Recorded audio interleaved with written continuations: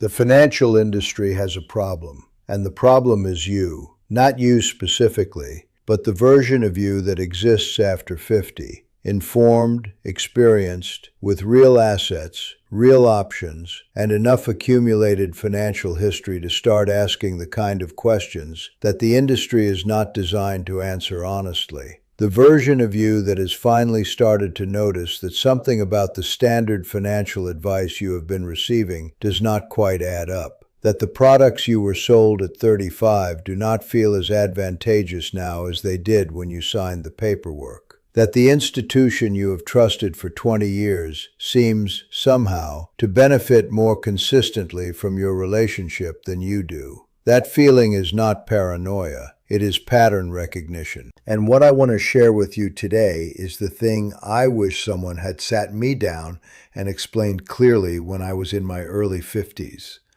The single insight that, once you understand it fully, changes the entire way you relate to every financial institution, every product, and every piece of advice you will ever receive from this point forward. My name is William Grant. I have spent 40 years working with people on their finances, and the single most consistent observation of my career is this: the gap between what financial institutions tell you and what is actually most beneficial for you is not the result of bad intentions.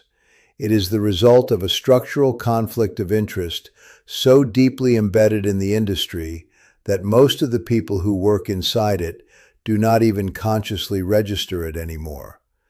They have been inside the system so long that the system's interests and their clients' interests have blurred together in their minds into something that feels like the same thing. It is not the same thing. And the people who understand the difference between those two things are the people who build the most durable financial security in the second half of their lives. Here is the paradox at the heart of everything I want to share with you. The financial industry is not in the business of making you wealthy. It is in the business of managing wealth that already exists. And managing wealth that already exists is a fundamentally different business from helping you build it. The fee structures, the product designs, the incentive systems, the entire architecture of the standard financial services model, all of it is optimized for extracting sustainable revenue from assets under management, not for maximizing the growth of those assets for the people who own them. This sounds like cynicism. It is not. It is the accurate, structural description of how the business actually works. And once you see it clearly, you cannot unsee it. Let me make this concrete. When a financial institution recommends a managed fund with an annual expense ratio of 1.5%, that fee is not a trivial cost that you pay once. It is a cost that compounds against you every single year, forever, for as long as you hold the product. Over 20 years, on a meaningful sum of money, a 1.5% annual drag on returns does not represent 1.5% of your wealth. It represents a substantially larger portion, because every year the fee is extracted before your money has the opportunity to compound on the full amount. The institution earns its fee regardless of whether the fund performs. You bear all the risk and share a meaningful portion of the return. That is not a partnership. That is a structural arrangement that consistently favors one side. The research on this point is not ambiguous. It is one of the most thoroughly documented findings in the history of investment science. Low-cost index funds, which simply track a market index and charge minimal fees, outperform the majority of actively managed funds over virtually every meaningful long-term time horizon. Not sometimes, not in certain market conditions, consistently, reliably, across decades of data collected in markets around the world. The reason is straightforward. The performance advantage of active management is rarely large enough and rarely sustained long enough to overcome the compounding cost of the higher fees. The math is not favorable to the active management model, and yet the financial industry continues to sell active management products at scale because active management is how the industry generates most of its revenue. This is the thing banks do not want you to know, not because it is a secret. The research is publicly available. Academic papers have been written about it for 50 years. But the industry has no incentive to put this research in front of its customers in a clear, actionable way. The incentive runs in the opposite direction. And so the information sits in academic journals and in books that financial professionals read, and that most retail investors never see. While the marketing budgets of the financial services industry continue to fund the impression that sophisticated, active, expertly managed investment products are worth their premium cost. I want to tell you about a man named Arthur. Arthur came to me at 59, having spent his entire adult financial life inside the standard institutional model. Savings accounts, managed funds, insurance products, advisory relationships with bank-affiliated advisors, the full suite. He had done everything he was supposed to do. He had been a cooperative, trusting, consistent client of his institution for 27 years. And when we sat down and actually mapped the full picture of what those 27 years had produced, not just the balance, but the balance in context, compared against what the same money would have generated inside a simpler, lower-cost structure, Arthur experienced something I have seen many times and have never quite grown accustomed to witnessing. He was not angry, exactly. He was something more complicated than angry. He was a man who had trusted a system and worked within it faithfully, and who was now sitting with the quantified reality of what that trust had cost him over 27 years.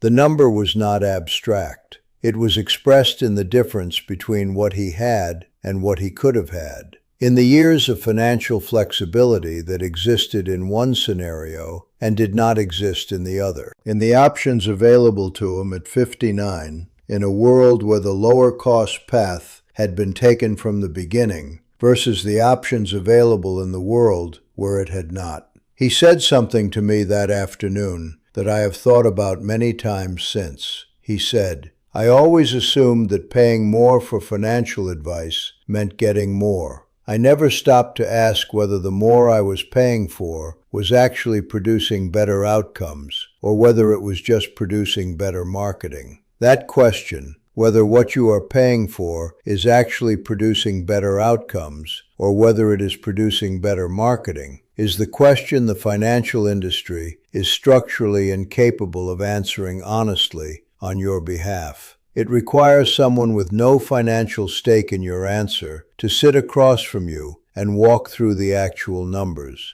and most people never have that conversation. Not because the information is unavailable, but because the system that surrounds them has no incentive to initiate it, and because the comfort of trusting an institution is in the short term easier than the discomfort of examining whether that trust is warranted. Arthur made changes, not overnight and not all at once. We restructured gradually, moving toward a lower cost allocation, reviewing each product for what it was actually contributing versus what it was actually costing. The process took about 18 months in total, and by the end of it, the projected difference in his financial position over the following 15 years, the 15 years between 60 and 75 that are, in many ways, the most financially consequential years of a person's life, was significant enough to alter the shape of what was possible for him. Not because we had done anything complicated, not because we had found a secret investment strategy unavailable to others, simply because we had removed the friction. We had reduced the portion of his returns that was being consumed by costs that produced no commensurate benefit for him. We had replaced sophisticated-sounding products with simpler, cheaper alternatives that the research consistently favored. And we had freed up the cognitive and emotional energy that had previously been consumed by the complexity of a portfolio built around products rather than around outcomes. The principle underneath all of this, the single insight I want you to carry with you, is not about index funds specifically. It is about the nature of the relationship between you and any financial institution you work with, and the fundamental question you should be asking of every product, every recommendation, and every fee you are paying. The question is not, is this product credible? Is this institution reputable? Is this advisor qualified? Those questions matter, but they are not the right questions. The right question is, whose interests does this arrangement serve, and how do I know the answer? Every financial product has a cost structure. Every advisory relationship has an incentive structure. Every institution has a revenue model. None of these things are hidden. They are disclosed, technically, in documents that are designed to be comprehensive rather than comprehensible. And the gap between what is technically disclosed and what is genuinely understood is where the financial industry's structural advantage over its customers lives. Closing that gap does not require you to become a financial expert. It requires you to ask, specifically and persistently, 3 questions of every financial relationship you hold. What is this costing me in total, expressed in dollars over a 10-year period, not as a percentage? What evidence exists that this cost produces better outcomes than lower-cost alternatives? And what is the financial incentive of the person recommending this to me? Those 3 questions, asked consistently, will produce more clarity about your financial situation than any product, any strategy, or any sophisticated portfolio construction could ever provide. Arthur, 3 years after we completed the restructuring, called me to describe what the changes had actually felt like from the inside. He said what surprised him most was not the numbers, though the numbers were better than he had expected. What surprised him was how much simpler everything had become. How much less time he spent managing, worrying, reviewing, second-guessing. He said, "I used to think complexity was a sign that something was working. I had it completely backwards. The complexity was what was costing me. The simplicity was what was building me. I want to leave you with that. The simplicity is what is building you, not the sophistication, not the expertise, not the premium product with the impressive name and the impressive fee. The boring, straightforward, low-cost structure that the research has favored for 50 years and that the industry has spent 50 years obscuring. That is the wealth strategy banks do not want you to know, and it has been available to you the entire time." Before you close this video, I want to ask you one honest question. When did you last look at every fee, every cost, every percentage point being extracted from your financial life, and ask, with genuine curiosity rather than assumed trust, whether it was producing anything commensurate with what it was costing you? Leave me your answer in the comments. I read every one. And I think that question, taken seriously, might be the most financially valuable thing you do this year.